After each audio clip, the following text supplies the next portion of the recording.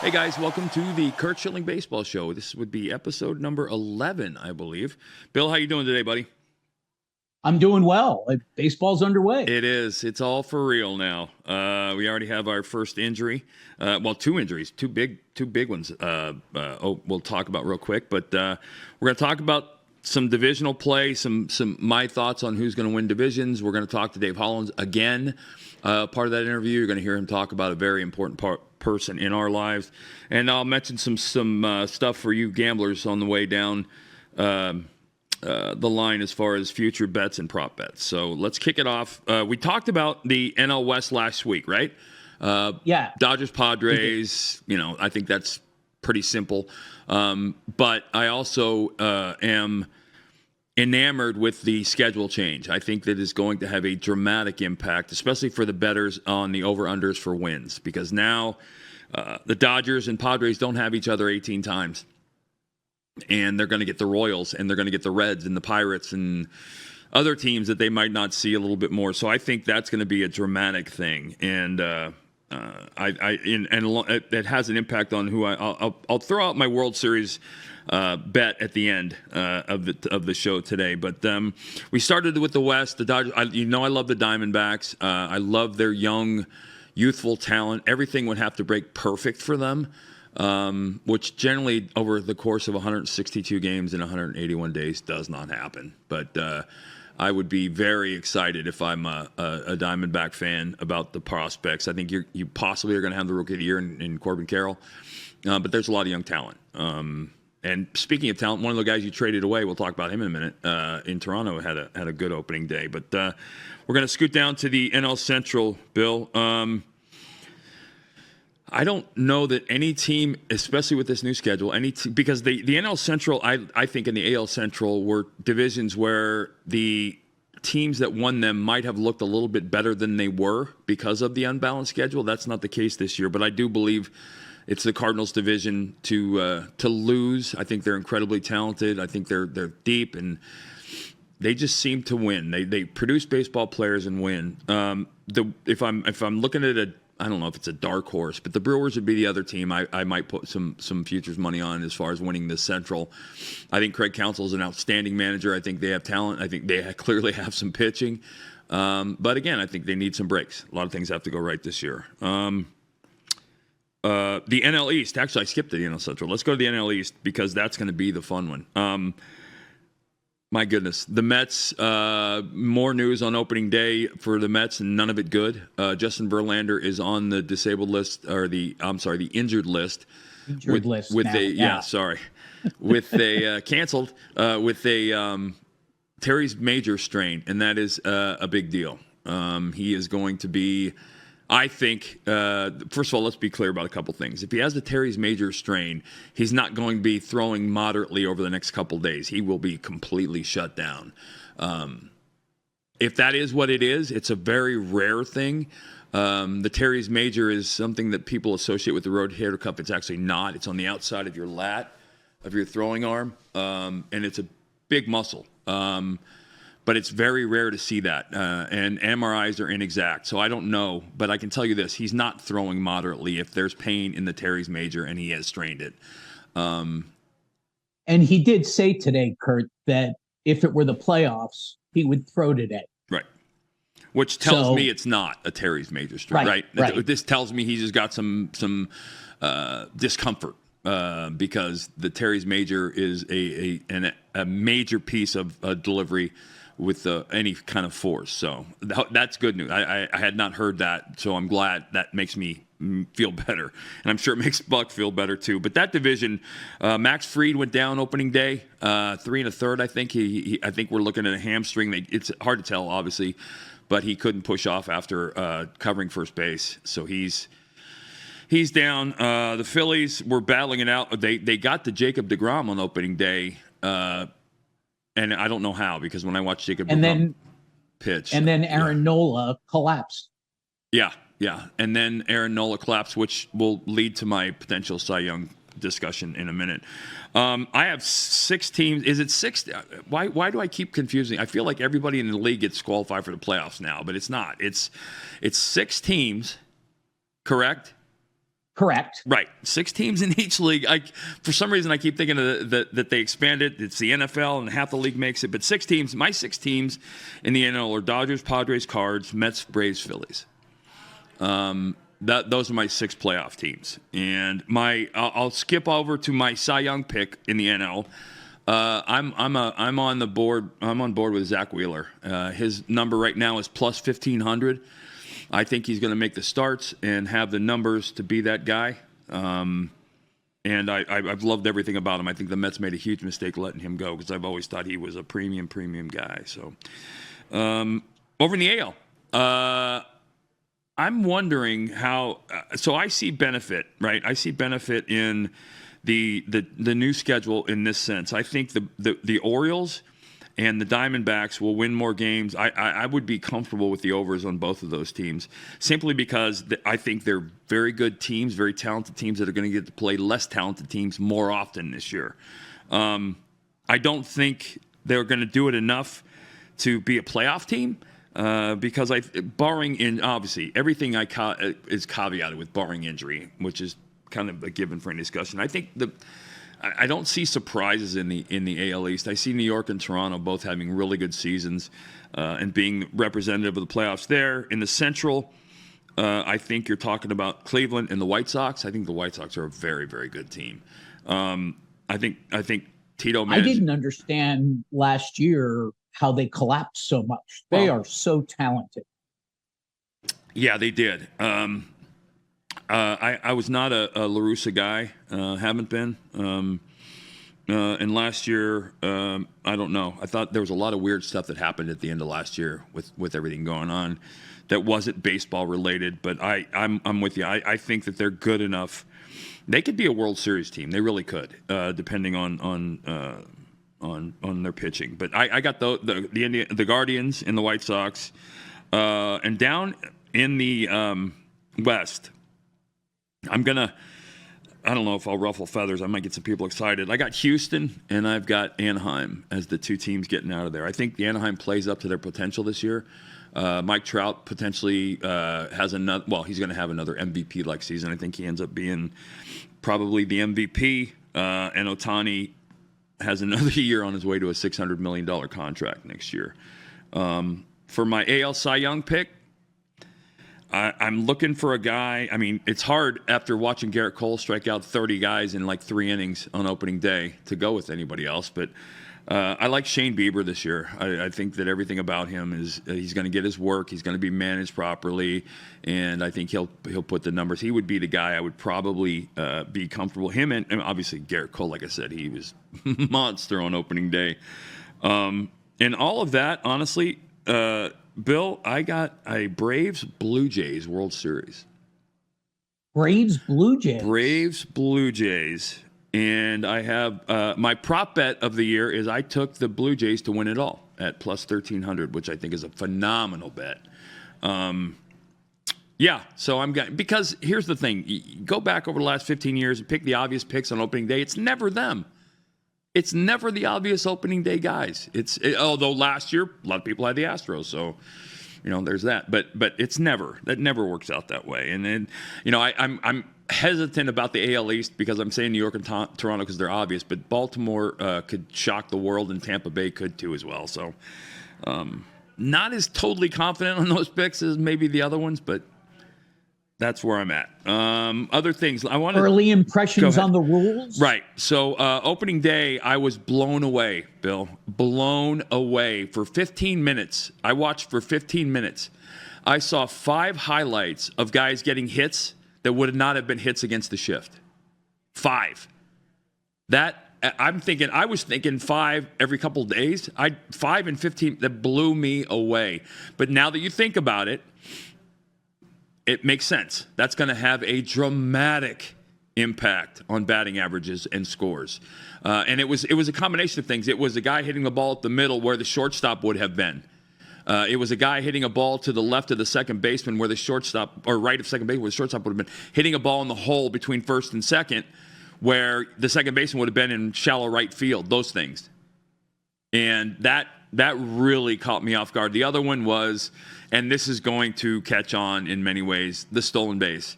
There were a couple situations where the pitcher had wasted his throws, overused them, and the runner was taking almost like a track start, like not a normal long lead, but like almost turning to second base, like I'm getting ready to go now.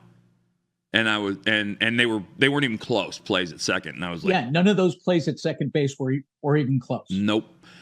So I think in that sense, you're going to see a couple guys who are the Volpe, the kid for the Yankees, who's a runner, who's fast. I think he had a stolen base opening day. He did have a stolen base today. You're going to see his speed. You're going to see a couple other guys in the big leagues who's stolen base. Acuna for Atlanta.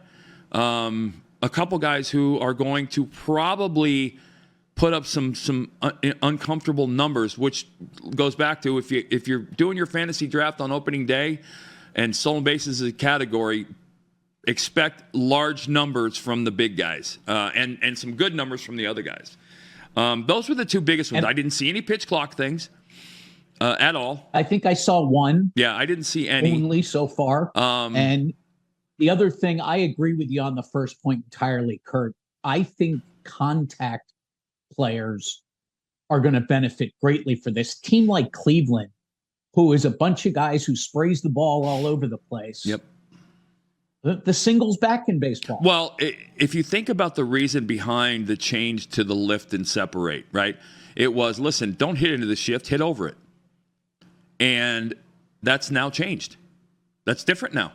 Now you have four defenders in kind of proper. I mean, you're still seeing the shortstop play as far over towards second as he can, which will be a semi-shift, and you still have the other way. But, yeah, you're right. The contact guys will benefit greatly from this. And I think you'll see increased offense. Who are we? We're probably just dumb. And the major league owners and the Rob Manfred's the smartest guy ever. So, and the Yankee game, they played in 2:33 today, Curt. Which is amazing. That is right. It's quicker than every game they played last year in 9 innings than one game they played last year. Right. Opening day, by the way. 5-0. Well, and then, it was a New York fans, like the dichotomy of being a Mets and Yankees fan was on display today. First at bat, Aaron Judge goes deep.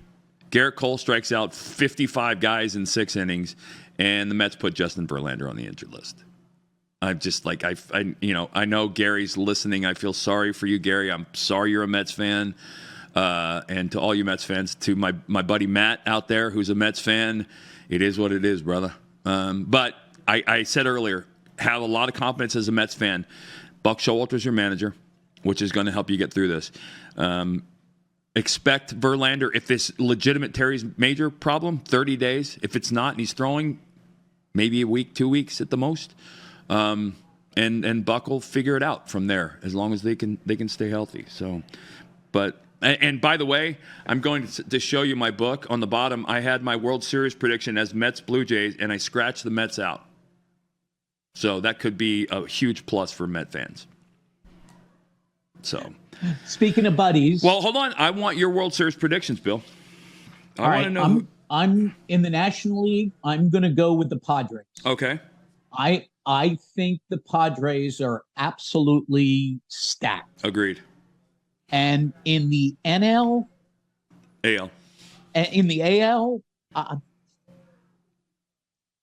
I'm going to go with your Blue Jays. Okay. I really like the Blue Jays this year, and I think that lineup is tough. Yeah, I agree. I got Padres, Blue Jays. Padres, Blue Jays, and I'm going to write that down because I'm going to hold you to it. Padres, Blue Jays. All right. And that is going to lead us to the next part. So you guys that are following the show heard Dave Hollins and I talk on Tuesday. It was a long interview, and it was one of my favorite times in the recent memory.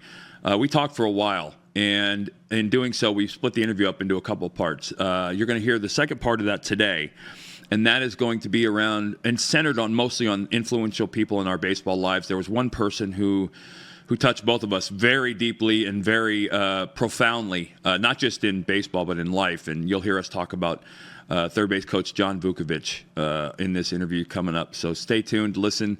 Hope you enjoy it. you and I have talked a lot. Dave, for those that don't, Dave and I have stayed very close since he retired, as pretty much all of that team has.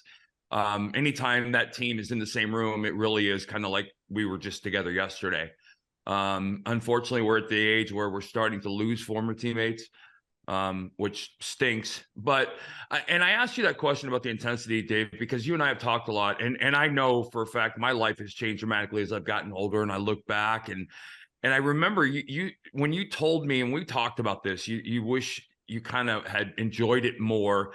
I said, I thought you played the way you had to play to be who you were. I didn't think you could be that laid back, chill guy. You didn't have that in you, number one, and it wasn't who you were. And RJ was the same way. RJ was, I just tell people, he was miserable when he played. Just miserable. And I know you weren't miserable, but he looks back on it now, and and I look back too.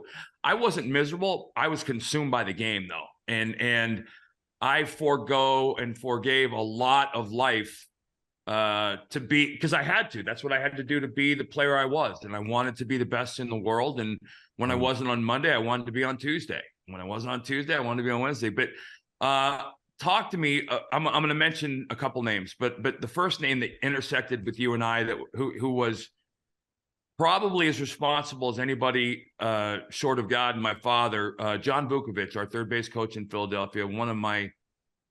I lost my father in 1988, and I spent my career looking for father figures in baseball, and Vuk was probably one of the first and longest, and to this day, father figures to me. I know you two were like family.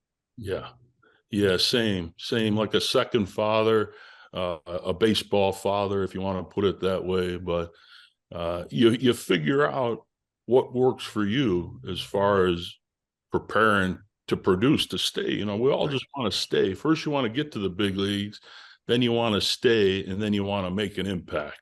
Yeah. So a guy like John Vukovich, he was as old school as as they came. But you could trust him. He never bullshit you. He told you how it was. And he was the way he was. He would kind of let you know what was expected in Philadelphia to play in that city. And that helped guide us. And you were as intense on the day you were starting as I was when I was going out to play games every day. And I think part of that was because I think both you and I recognize this is something later in my career, you and I recognized the fact we weren't getting paid to play. We were getting paid to win. Yeah. And that people that don't play the game at an extreme level don't understand the difference. There's a huge difference, because when I lost as a starting pitcher, the most miserable 4 days of my life was waiting for my next start. Miserable. Yeah. Because that's my job. That's all I'm paid to do. And I can remember as an watching everyday players. I mean, you had a chance to bounce back on Tuesday after an 0 for 4 on Monday. And Vuk was, and to those of you that don't know, John Vukovich played briefly in the big leagues with the Phillies. He was our third base coach. He was the first guy to teach me about preparation for pitching. He was my guy in Philadelphia, and he was, I loved him. He was every bit a second father to me as anybody ever in my life. And he was very, very old school. And by that, I meant he expected you as a young player to keep your mouth shut. So you can imagine what a challenge it was for him and I, because but he expected you to keep your mouth shut, earn your way. And it was in a good way. It was a good thing. I mean, but he, like most guys like him, I think he went overboard every now and then. I think he knew he was going overboard. But my God, he was such an amazing human being. And I can remember, so for those of you that don't understand the big league lifestyle, when, on getaway day, when we're traveling at home, you'll play the game, you'll shower, say goodbye to your family in your suit and whatever, and hop on the players bus. And Vuk was one of the coaches that sat on the players bus, and he usually sat up front. Now, I'm not exaggerating when I say this. In 92, we were playing an exhibition game, and we went, I want to say it was in AA, but we went to AA to play the exhibition game. And I think we lost. We lost to the AA team. And the AA team, by the way, all right, we lost to the AA team. We're on the players bus, and Tommy Green chuckles, and John Vukovich stands up. Literally, it's dark at night on the players' bus. It's dark and whatever. He stands up on the front of the bus, turns around, and goes, "Who the was that?" And I was like, "What?" I'm like 6 weeks into my career in Philadelphia. He's like, "Are you kidding me? We just got our asses handed to us by the AA. Are you kidding?" Like, and it was drop a pin silent on the bus for the entire ride to the Reading Airport. Yeah. And he wasn't kidding. That's the thing. It wasn't for show. John Vukovich was bitter that we lost to the AA team. And so that, I think, Headley, I think it helped us in playing in Philadelphia. We had a rabid Philadelphia fan as one of our coaches. Yes. And so, and when Dave says he didn't bullshit, he didn't. And for me as a player, the Dallas Greens and John Vukovich of the world, I always excelled playing for, because I did my job, I prepared, and they never lied to me. So when I did something stupid, and it trickled down, and I think one of the things that I don't know if he remembers this, but it trickled down to players like Dave, because in 1993, everybody remembers we were in the postseason against the Braves and the Blue Jays, and one of the games in Atlanta, I put a towel over my head when Mitch came in to pitch. And then I did it, I think, the next day, and the national media caught on to it, and they all thought it was funny, ha. And it was me just going, it's hard to, I didn't think for a second about the ramifications or implications or what it looked like. And Dave came to me in the clubhouse, and he said, "Hey, man, you can't do that." And I was like, "What are you talking about?" He's like, "Dude, you're showing up a teammate." And it hit me like a ton of bricks when he said that. And I'll never forget that conversation. I went immediately from that conversation over to Mitch's locker and apologized profusely. And he was like, "No, don't worry about it, dude. I couldn't watch myself pitch either." But that was the kind of old school thing that wouldn't happen today. Right. It would not happen today. And I'll tell you what, though, in winning clubhouses, it does happen. Yeah. Be assured that today's teams, yes, players are different, the world is different, society's different, but in winning clubhouses, those conversations still take place. They do. Yes, they have to. They have to. And you'll hear, I always kind of chuckled about the fact that the media goes crazy when they hear about a fight in the clubhouse. And I'm like, what are you talking about? Like, that's weekly. That's how it works. When you put 25 alpha males in the same room, from the Dominican, from the all Caribbean islands, South America, all over the world, and you throw them into a room, if they're not winning, people are going to get punched. That's just the way it happens. Or if they're not fighting, then they suck, because or they don't care. I mean, right? That's it. Right. You care about winning, and you have the right group of guys, and there's no issues in the clubhouse, something's wrong. Right. Wow, Curt, that's just stuff as a fan. We don't get to hear what goes on inside a locker room, and that was really interesting stuff. Those are the things I miss. I don't miss the game as much as I love the game. Those are the things, the conversations in the moments and the people that will never, ever be replicated, nor should they, but had lifelong lasting influences. And Vuk certainly did. So, all right, let's close it out. You got some questions this week? I sure do. So it's opening day. Is a start any different on opening day than it is on other days? If it's not, you're a liar or you're not very good. Absolutely. Opening day is what you think it is. The team picks its best pitcher to pitch. You're the team's best pitcher. You're the ace of the staff. You're getting to pitch opening day. I didn't pitch opening day and the reason I didn't later in my career is because I was following Hall of Famer Randy Johnson and Pedro Martinez. I was okay with being 1A. Opening day is different. Opening day is a postseason game.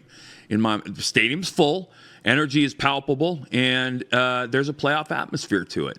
And absolutely, it's a different day. And anybody that denies that is I think is full of crap. So all of those guys, or most of them, were on the Hill on Thursday. It was something like, what, 8 Cy Youngs? Wasn't it like 8 Cy Youngs? Yeah, 8 crazy. Cy Youngs. Give me 5 names, not names we've talked about, that you love to watch pitch. Well, Corbin Burns in Milwaukee, I'm a fan of. My goodness, whoever the Braves are running out after Fried, I'm a fan of. They have so many. I think what the kid's name, Strider. Strider. Yeah. I'm not going off the. I'm not going off the reservation in the sense, and off the list. The obvious ones, the Wheeler, Cole, DeGrom, I put an asterisk by just because I don't think he's going to make his 30 starts, unfortunately. I hope he does. But I'll tell you, the guy who jumped out at me, who I haven't seen in a while, and I forget how unbelievable he is Alcantara for Florida. Oh, my goodness. He is somebody, wow. I mean, he is, to me, in many ways, he's quote-unquote old school. He's about innings and putting numbers up, and you can't help it but root. And he's way taller than I thought. He's a big, big boy. Scherzer looked mid-season form. Nola didn't. You can't do that. You can't cough up a 4-0 lead, especially when your team gets 4 runs off Jacob deGrom. Just can't do it.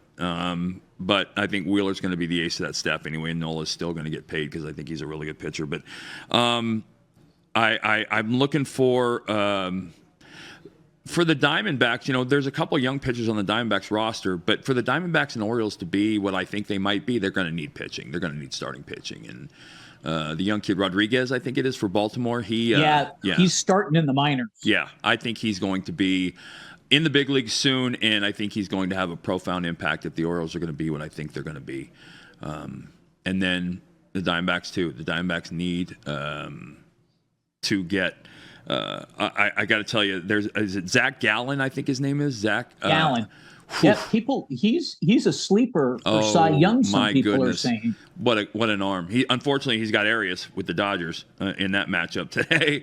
Both those guys are phenoms, and I had 3 pitching matchups to watch today: Nola, deGrom, Scherzer, Alcantara, and Gallen versus Arias. With obviously I had Ohtani, Cole, Bieber mentioned as guys I wanted to watch, but that's what I do. That's my watching. My watching is based around, can I watch a power guy pitch? And those games are all yeses.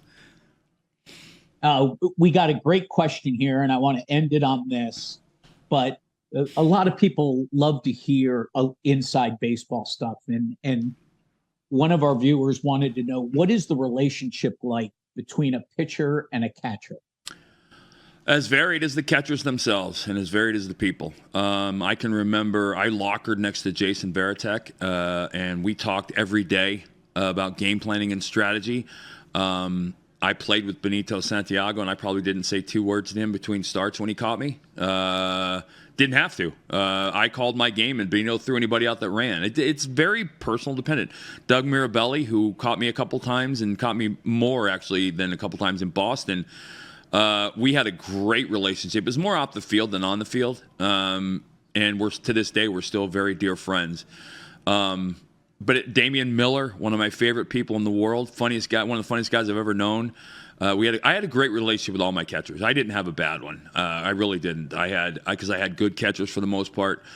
And the young catchers that weren't able to keep up, I didn't throw to them more than once. And if they didn't want help, then I didn't pursue it, and they didn't catch me.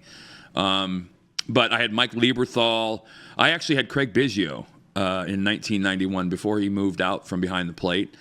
I don't want to forget anybody because these guys were like the most. Darren Dalton, obviously, you're going to hear next week in that Hollins interview us talk about Dutch. I had, and then Varitek, Mirabelli, like I said, and a lot of young guys, Chad Moeller, Rod Barajas, all of Kelly Stinnett. Gosh dang it, I don't want to forget anybody. Gary Bennett, Todd Pratt, who's one of my dearest friends in life. I had a lot of really, really good catchers. And I had my catcher was invested in I made my catcher understand how involved they were in my games. I relied on my catcher for his relationship with the umpire during the game to manage that, so I didn't have to. I had some really good ones in the minor leagues. A kid named Tim McGee, who was a little older than I was in the minor leagues, he educated me a little bit. He was in A-ball, a little older guy in A-ball, but he was a more mature kind of guy that helped catch. and helped me develop as a pitcher. But I had some great ones, and I was blessed with some good. I actually had Bob Melvin when I was in Boston, Mickey Tettleton, Chris Hoyles. But Bob Melvin was the first guy I ever saw bring a briefcase to the ballpark. That's how I knew he was going to be a manager. But I was blessed. I was blessed with a lot of good ones. Well, when we come back next week, we're going to have a full series in the books, and we're going to talk about what we see in the first week. Yep. So, and hopefully we'll no more injuries. Week.